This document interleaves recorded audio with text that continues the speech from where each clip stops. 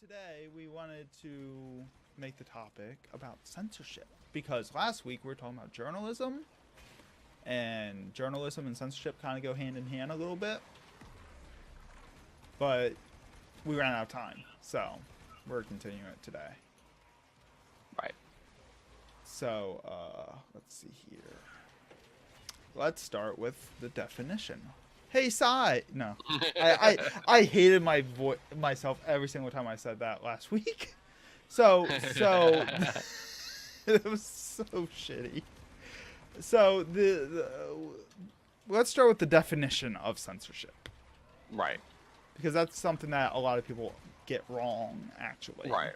Well, I mean, so like, when we're talking about strictly about censorship, by the formal definition, this is basically when an authority restricts what you can say or do, and this specifically applies to government, which means the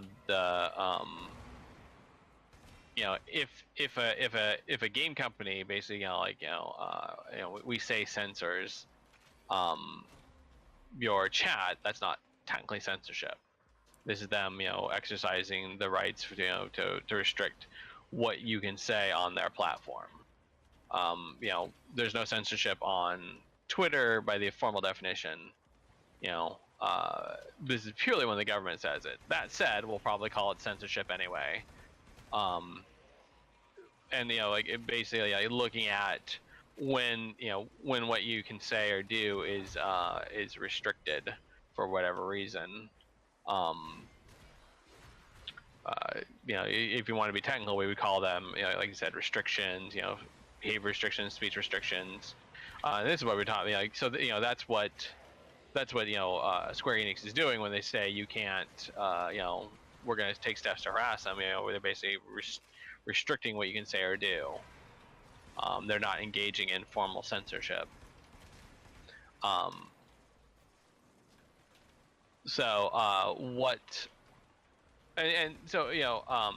we kind of wanted to look at specifically, we're going to basically kind of look more specifically at, restricting access. Not only what do players, what do governments do, but also looking at what companies will do. And so I think that the first thing we want to talk about is kind of like looking at kind of the pros and cons.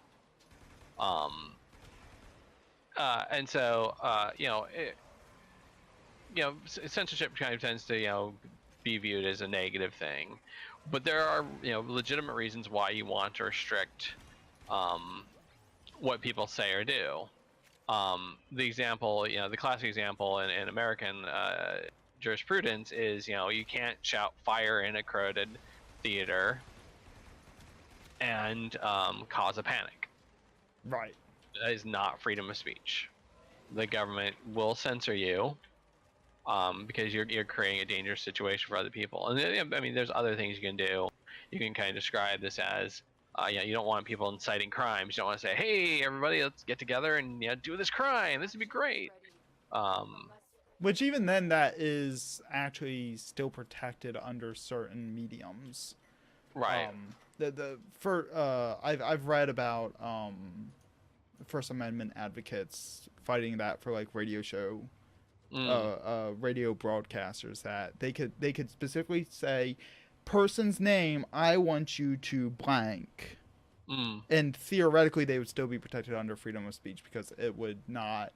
There's no reason of expectation that would be taken seriously. It could be argued that way. I was reading an article about it the other day. Oh, interesting. Yeah, I mean, so you kind of have to play it a little tricky, but inciting crimes, or and a lot of it's about protecting people, it's protecting the public. Protecting overall. The public, or trying to kind of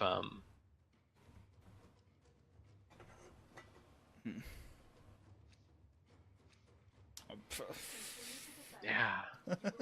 This guy is magical.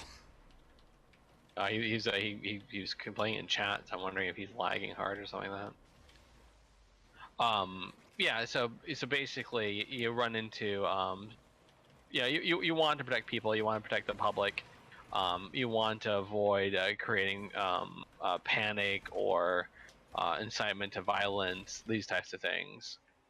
And the kind of the last thing like, another good example is basically kind of like being mindful of history. For example, the government of Germany frowns on you if you want to include things like swastikas in your game. They would rather not kind of be have people advocating for Nazism or anything like that. Even if they're the bad guys, they kind of want to say like, nope, that's the past. We are not, we don't want to deal with that. Which made the what was it? The Wolfenstein games very interesting to get published in Germany. Right. And like a lot of times you have like cultural issues and whatnot, where I think we mentioned before, like no skeletons or iconography of death in China, since that's kind of a big cultural thing there. And, absolutely no like adult. I mean, like Japan's weird, where they make the most adult-only games in the market, but they have the strongest nudity censorships. Right. Well, I mean, and that's kind of like what works for them. Where they it's like, okay, if it's over here, if it's clearly marked, then it's fine. And then and obviously people kind of like figure out how to skirt the rules. Mm-hmm. We can talk about people kind of skirting the rules a bit. We already talked a little bit about that with people using initialisms to talk about topics that were kind of or people kind of like putting the thin veneer of legitimacy on their discussion. I remember like one time in Meridian, someone found out that there's this one pilot that had the call sign PNUS. Nice. Right, and so like they would go around talking about PNUS when they were talking about they wanted to talk about penis, and they were like, "What? This is like I'm just referencing the call sign of this of this pilot." Right. And it's like, okay. Have you ever been to Penn Island? No. I hear it's great in the summer. I've never been exposed to it. But of course, and so like, censorship can be good, but then the flip side is you kind of have bad types of censorship, where like people decide to kind of essentially legislate morality. I don't like this, therefore I don't think anybody else should like this as well. Therefore, I want laws put in place to restrict it. The other good thing is kind of like I don't understand this. This is kind of like a perennial topic when we talk about games, because like every new medium, whether it's movies or TV or rock and roll music or novels or whatever, always kind of get blamed for being the cause of all wrong in the world. Right. Especially those damn kids who obviously cannot are disobedient, whereas in the past, obviously when the elder generation was young, they were perfectly obedient and polite and respectful of their elders, and other bullshit like that. Obviously. Right. Why can't these kids just stop rebelling? It's almost like there's a biological process with it or something like that. Oh my god! Dun dun dun! Spoilers. Spoilers. Spoilers until you're 28. Yeah. But yeah, and so games are kind of like the most recent thing that where it's kind of the thing that a lot of people don't understand, the boogeyman, and like it's same thing with the internet, like like back when the internet was fresh and new, like a couple people kind of got were preyed upon by predators, and so now like it's this huge huge thing. Oh my god, the internet's scary because there's internet predators everywhere waiting to kidnap children or something like that. And it's like, not really. I mean, these are the same internet predators that would have driven a white windowless van. Right, exactly. I mean, like the big thing the internet does is kind of like let us know that this thing actually happens more often than we understand it did in the past, than we recognize it did in the past. Oh, Dejar, too soon. What is this? Too soon. Oh my. Well, I mean, but yeah, this is the point. This is an excellent point. Like, yeah, like the internet didn't create, create the atmosphere that of things that Harvey Weinstein and Kevin Spacey and whatnot are accused of. These are, like these type of people always existed. We just know more about them now because of the internet. Right. And but we always kind of look for a scapegoat, for something new that we don't understand, to try to kind of explain why precious little Johnny, who was such a sweet kid until he became a teenager. That's because he was always a monster. Oh. The adolescence just unleashed it. It's the rock and roll music. I mean, it's the television. I mean, it's the talking movies. I mean, it's the it's whatever scapegoat we want to come up with. Speaking of people not understanding something, that actually just reminded me of something from film history. I forget what film it was. It was one of the first films with sound, or one of the first motion films. I don't remember off the top of my head. But it was presented in a open theater. And and the first scene was a train. Oh yeah. Coming towards the crowd and going off screen, and the audience freaked the fuck out because they thought there was an actual train coming out of the screen to get them, because it was the first time any of them had ever seen film, and they're just like, what is happening? Right. The brain, couldn't quite process what was going on there. So that's the thing, like our brains, like we say that our brains are like these miracle things because they're able to pick up information and learning things, but the thing is that the brain needs to be taught how to do things. It doesn't pick anything up intuitively, unless it's been biologically programmed, but that's a whole other story. So like once we have new media coming out, like we've had, social media. I mean, not too long, but there's an entire generation that has grown up with it at this point. And we're just starting to understand the repercussions that social media is having on people as individuals and as a society. Right. And what the negative impacts have been.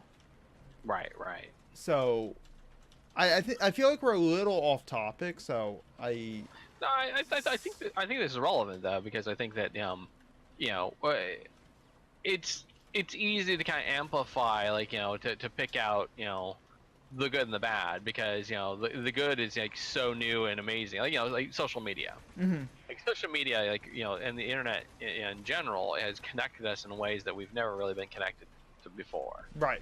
Ever in human history. It's right. And so and this is a great thing, because being connected to other people means that you can start relating to people. You can start I think I've mentioned before, like one of my kind of transformative experiences was when I was playing a text mod in university, and I realized I was talking in near real time with someone, in England, basically clear across the planet.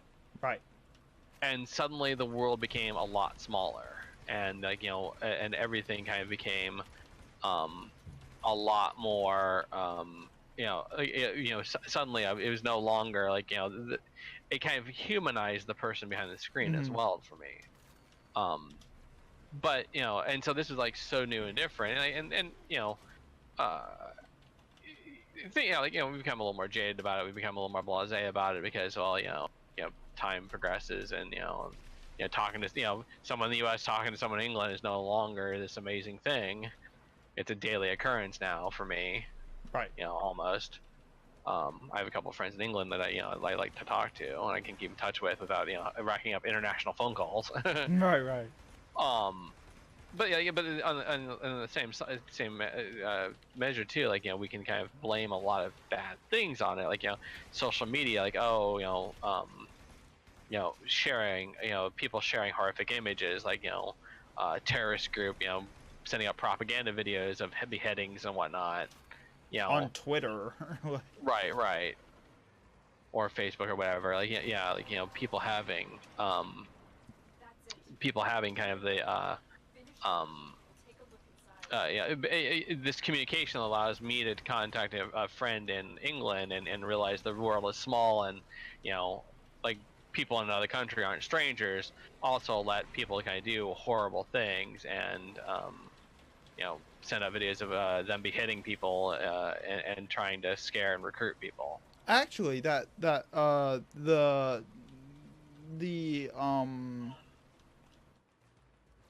Charlottesville thing, the neo-Nazis were using Discord to organize and coordinate. I think the Antifa people were too. Right. And those servers actually got banned. Right. From Discord because of it. Right. Which that could be relevant. Yeah. I mean, that's actually a really interesting, kind of ties into this. Like, is that good or bad? Censorship. I think in general, this is probably. I mean, it again, like we kind of go back to kind of our original topic.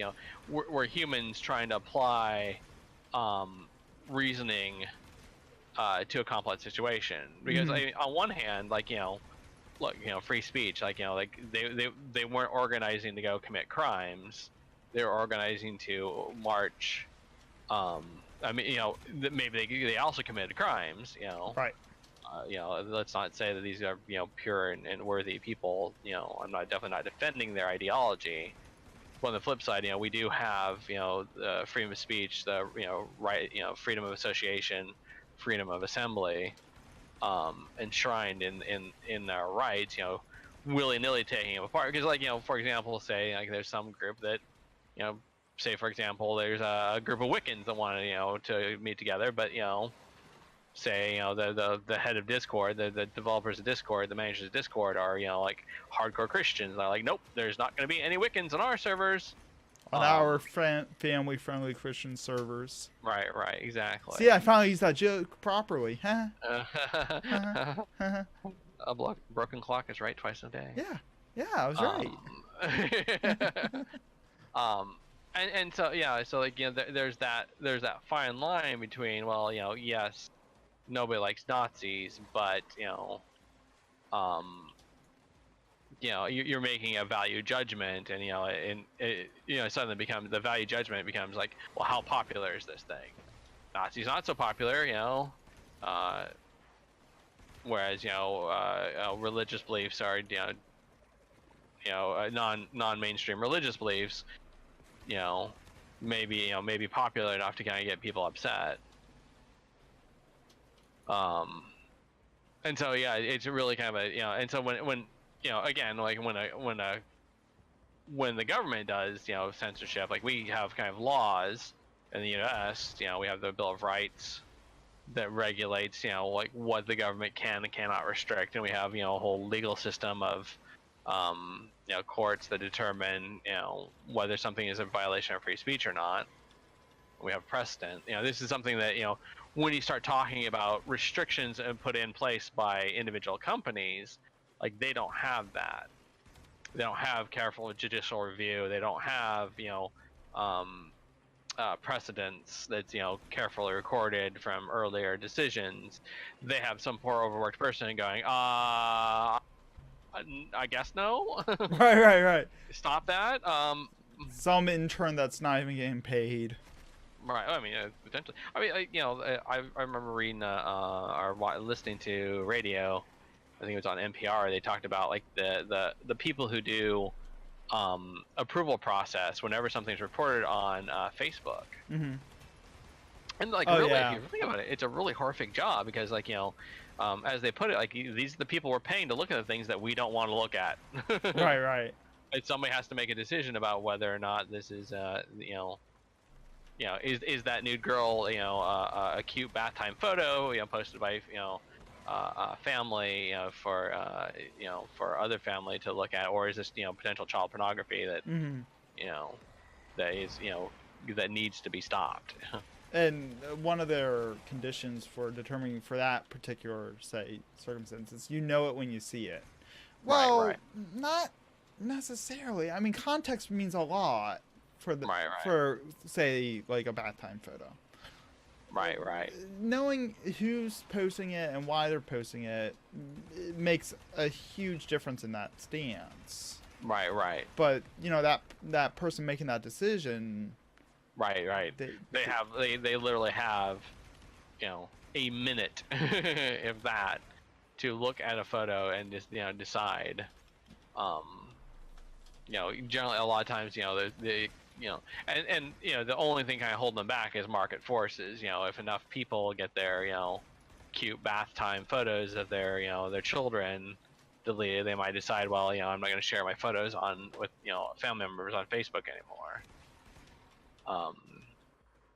But and that's probably the number of people that are going to say that compared to the number of people that are going to get horrified if they think that Facebook is or whatever other media company is promoting child pornography. Ooh. Which Tumblr's relevant for that because they just recently did their purging of not safe for work content because of the child pornography issues they were having. Right. Oh, let's go. Okay. And how many people deleted Tumblr because they couldn't get their right daily uploads of porn or art or whatever. Right. No, exactly.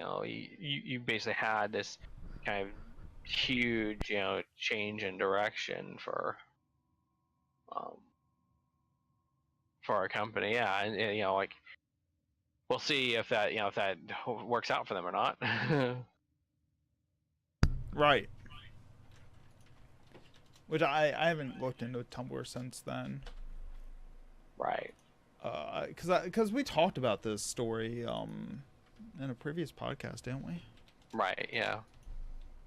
I think that's one of our headlines. But but yeah, this kind of ties back into kind of the idea of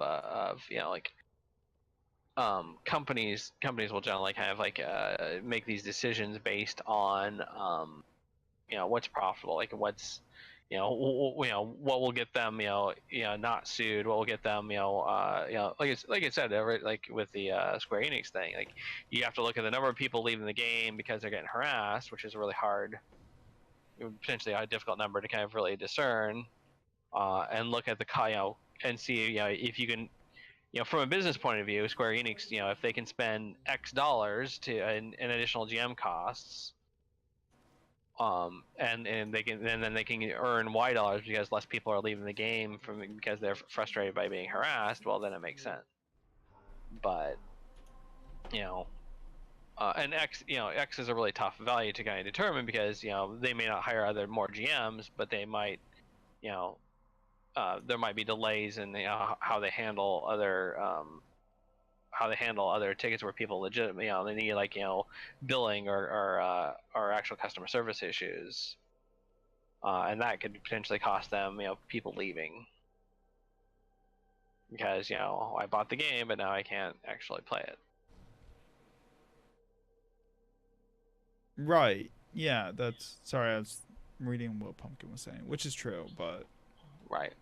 I think the other thing, kind of going back to kind of bad types of censorship, I think one of the things that we've seen a lot in American politics recently has been,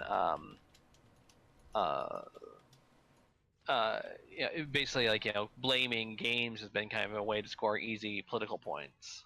Mm-hmm. Where you have, it was really easy to it's basically really easy to kind of say, oh, we're protecting kids from this horrible scourge of violent video games, especially like when things like school shootings were in the news constantly.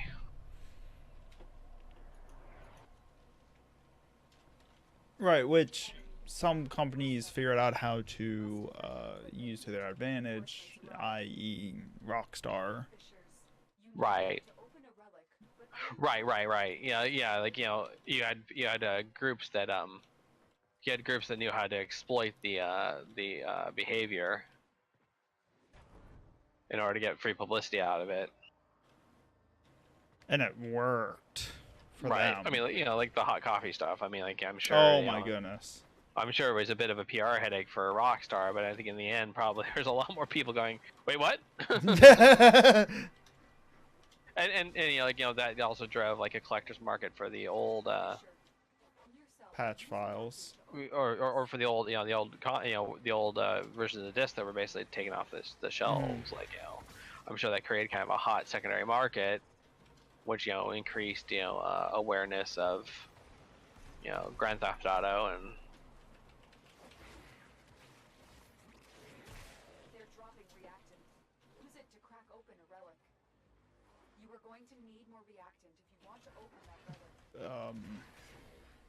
I had a thought, I lost it. I know. What, did you look the last place you had it? No. Okay. No. Well, that's where usually I find my keys. No, Dad.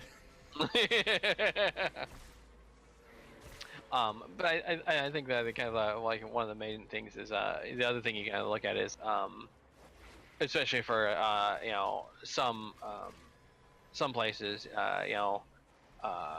I've heard in China basically like foreign games are basically much more heavily scrutinized than games developed by Chinese companies. And so like I think this is a example of kind of bad censorship where it's basically protectionist behavior with the veneer of oh, we're doing it to protect kids or whatnot. Yeah, if you want to talk about film, for China, they only allow like 20 or 30 films a year, foreign films a year, out of the hundreds that are made every year in all the countries. So that's what made like some American films are like trying to pander to China really hard stand out. Like one of the Transformers films did that, and they managed to get into China because they paid some kind of homage to China in the film. Like part of the film took place in China, so they had to get filming rights to film in China, and that gave them a higher disposition to be allowed to release in China because they filmed there. Right. Like there's a whole metagame involved with getting into the Chinese film market. Right. It's so huge that it's big. I mean, this is the same thing that happened with a lot of technology companies where they the Chinese market is just so huge that the individual people don't pay as much as in other markets, but the market's so much larger that it's a sizable market in aggregate. Yeah, and like that's like the World of Warcraft movie. Right. I forget what the numbers were. I could look it up, but I'm not going to. They made like 4 times the profit in China than they did in America, or some ridiculous number. Right, and they had like I think it was like Tencent was one of the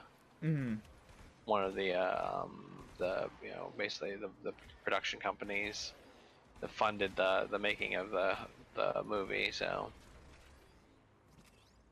they had Chinese in China, so that's how they got into China. Right. But if you're just making just a general, American movie, your chances of getting into the Chinese market is so slim.